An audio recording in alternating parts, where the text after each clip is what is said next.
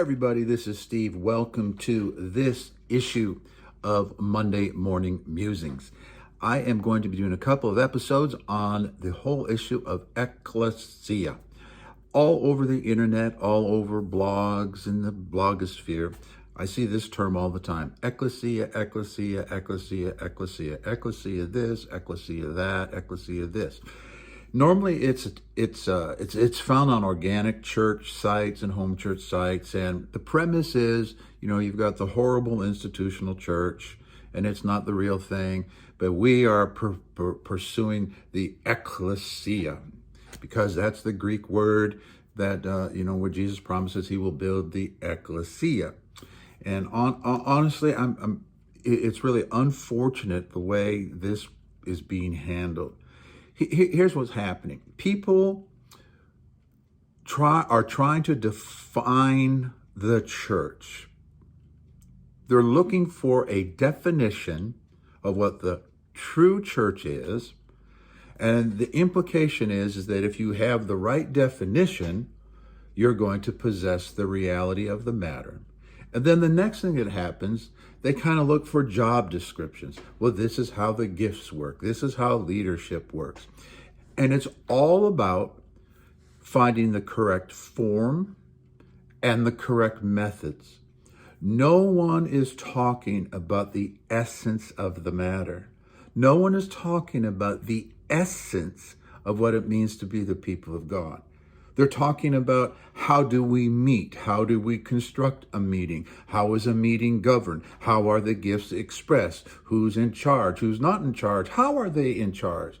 All the conversation is about method, and they haven't even done the fundamental thinking about what it is we're trying to be and do.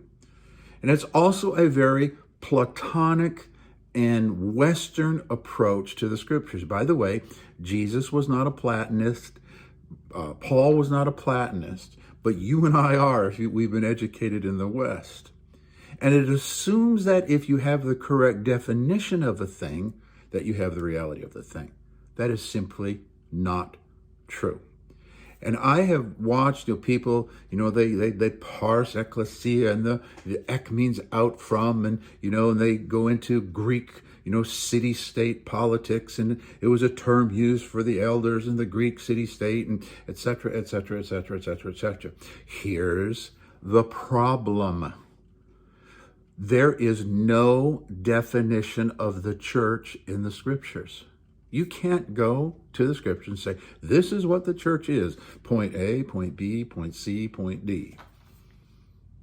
And if you read the early century fathers, they are conspicuously silent about any definition of what the church is, because they understood the human proclivity to think that when we define something, it brings it within our grasp. Oh, we've got it. Us organic church people, we're not like those terrible institutional people who don't understand what the real church is. There's an arrogance inherent in it. And the idea that if I just get my hands around the definition, we'll have the reality of the matter. That's not true.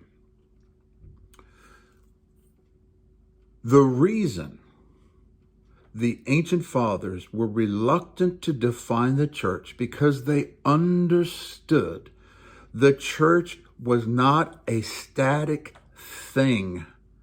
The church is not an object to be defined. It is a reality to be experienced. It reminds me in a limited way, years ago, one of the Supreme Court justices, they were arguing about the whole thing of what's art and what's pornography.